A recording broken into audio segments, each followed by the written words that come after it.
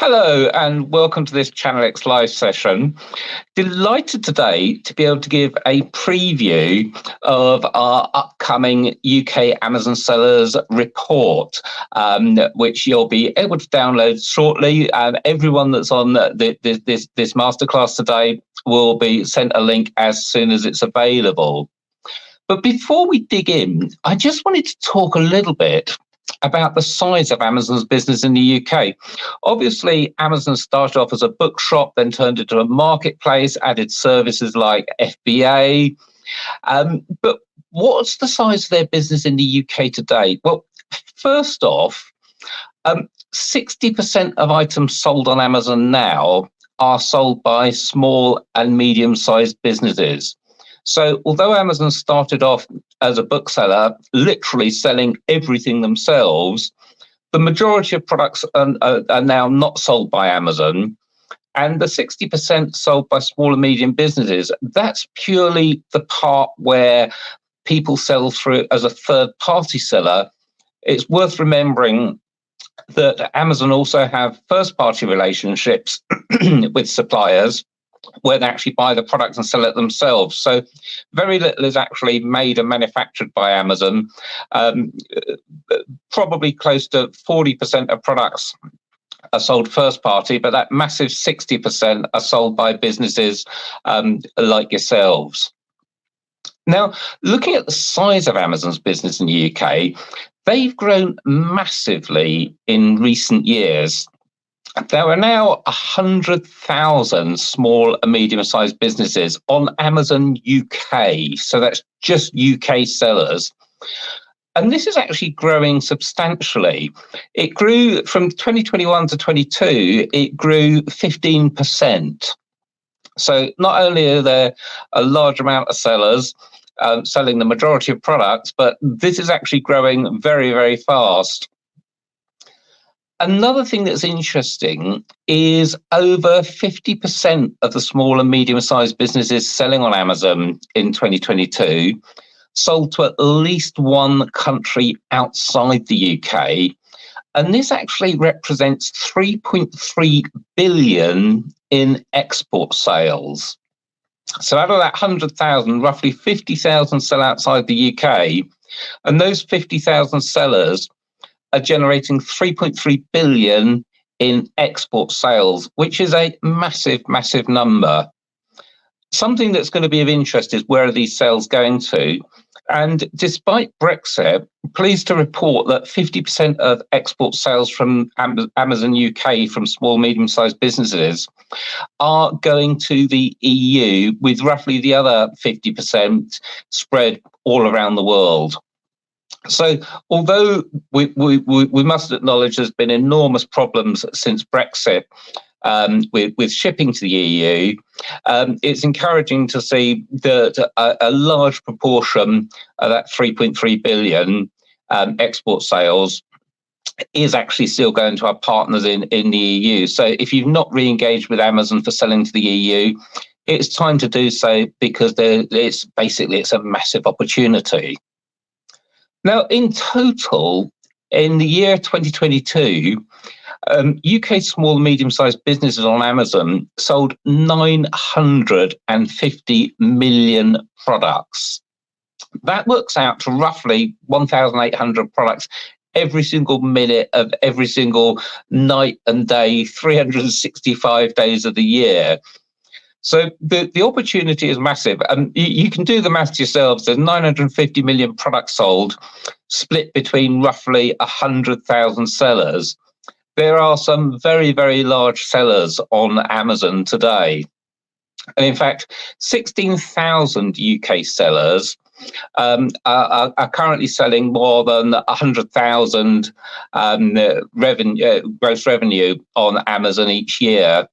And there's 2,800 small and medium-sized businesses doing more than 1 million in sales on Amazon a year. Now, that's not really a surprise when you think 950 million products, even if they were all only a tenner, it's going to add up to some pretty significant numbers. Another really interesting data point is around 60,000 out of that total of 100,000 sellers in the UK, are using fulfillment by Amazon. And this has actually grown. It's roughly 20% up on 2021. So not only did Amazon gain roughly 15% more retailers that year, but 20% of the retailers in total have taken up FBA. Now, there's obviously three ways of shipping on Amazon: the MFN, FBA, and SFP. For those that don't know, MFN is Merchant Fulfilled Network. That means you list your products on Amazon, you retain them in your warehouse, and when the orders come in, you take care of the fulfillment. Or possibly you're using an external third-party fulfillment house that's not Amazon.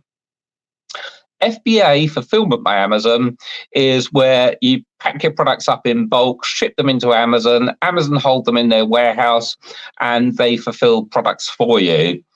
And that's where some of the advantages to selling overseas come. Because with programs like Amazon's European Fulfillment Network and Global Store, you can start selling around the world for effectively very, very little effort. The third option is SFP, Seller Fulfilled Prime. This is for those sellers who have achieved certain standards in fulfilling, as in MFN, Merchant Fulfilled Network, and can meet Amazon's Prime promise to customers.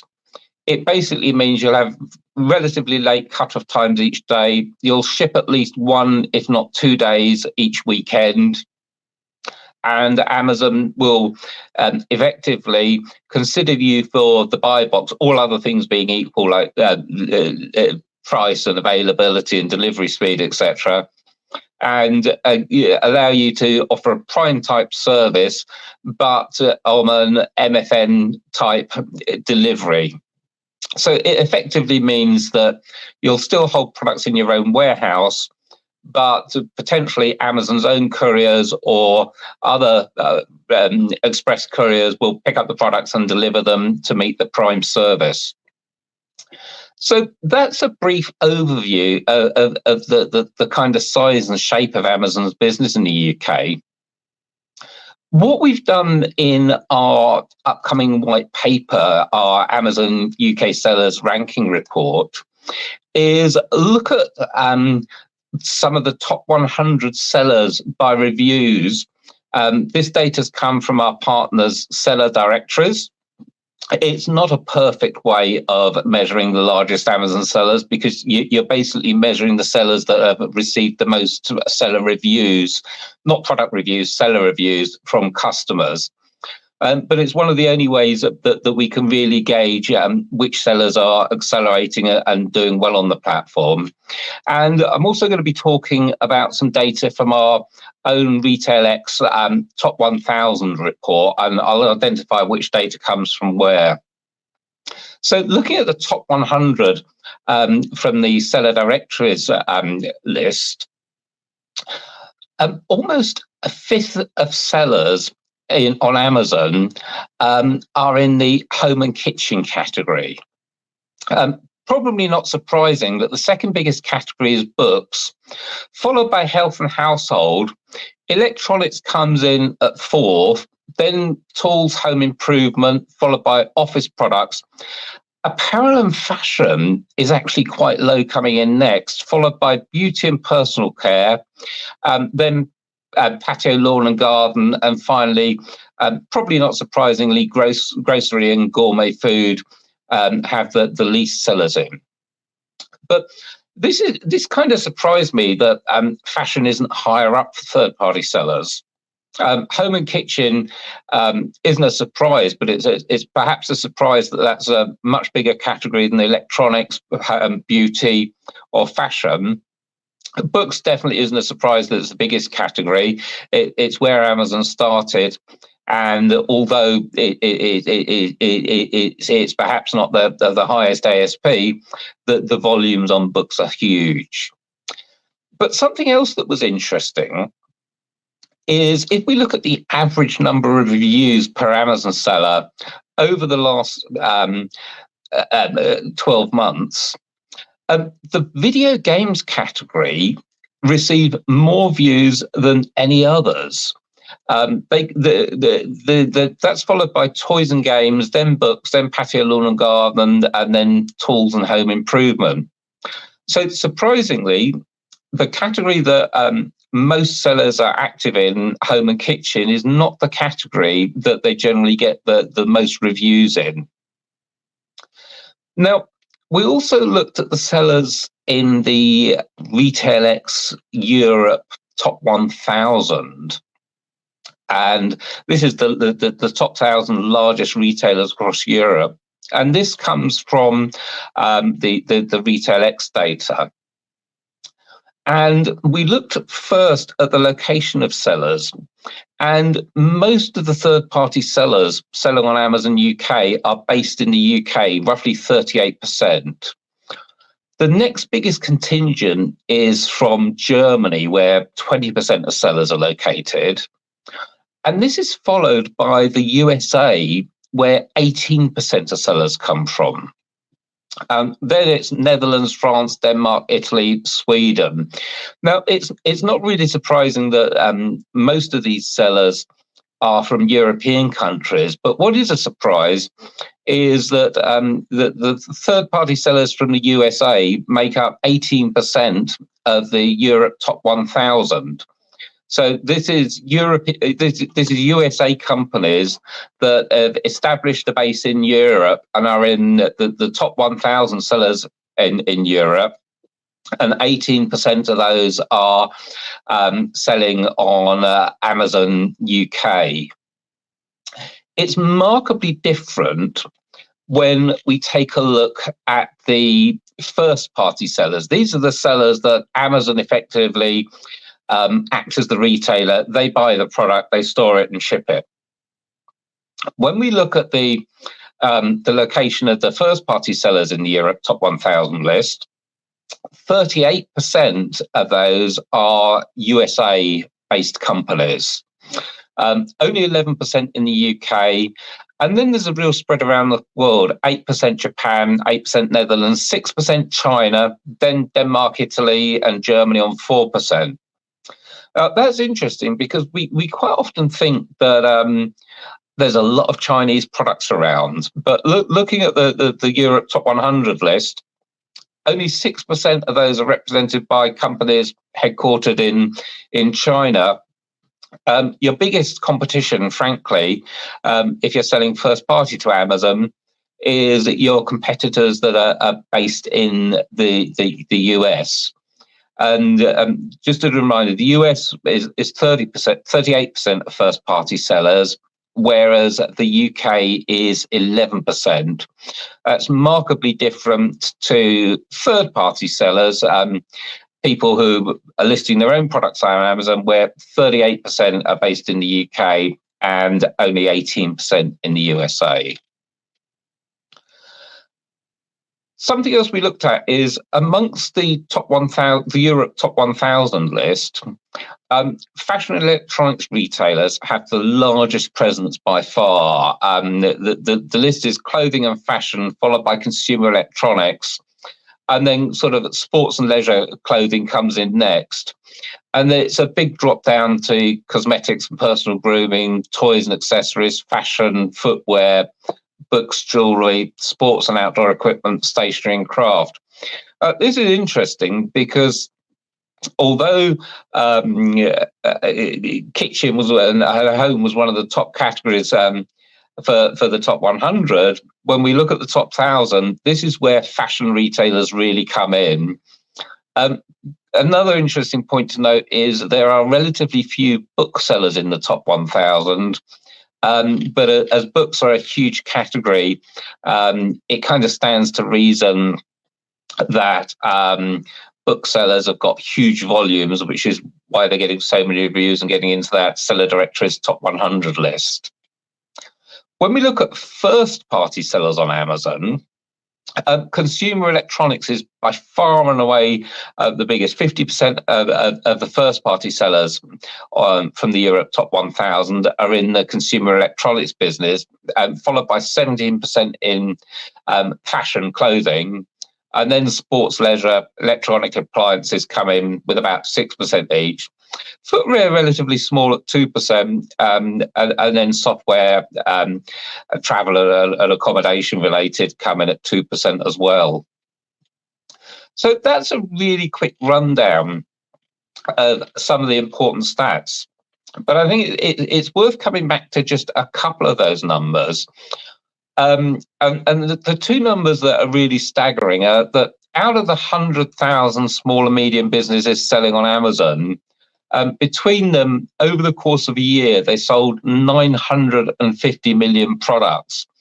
And this is really just showing that the shape of the largest Amazon sellers is absolutely huge. We're not talking thousands of orders a month. We're talking literally thousands, in some cases tens of thousands of orders a day in order to shift that 950 million products.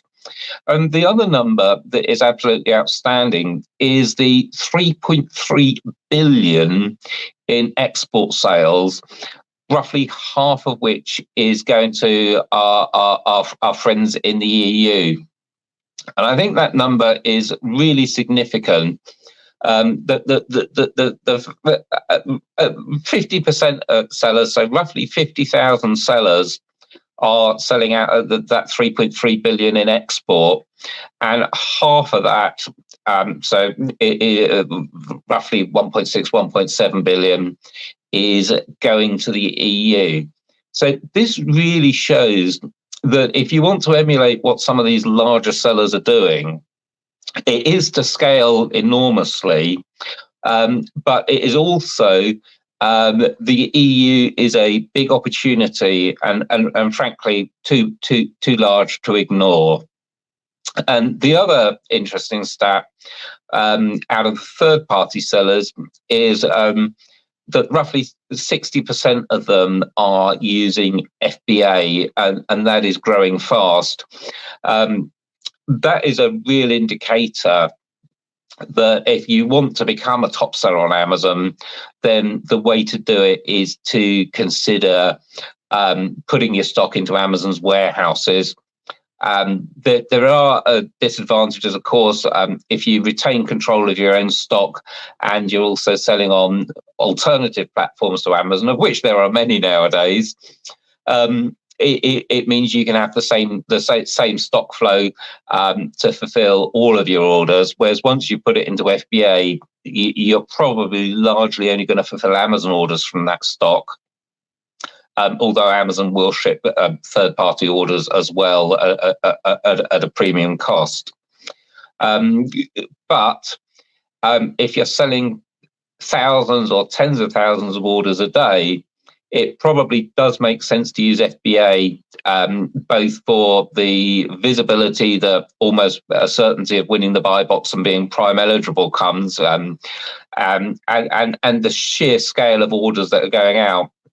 Most businesses will find it considerably less stressful to ship to Amazon in bulk than to fill thousands and thousands of orders on a daily basis from their own premises.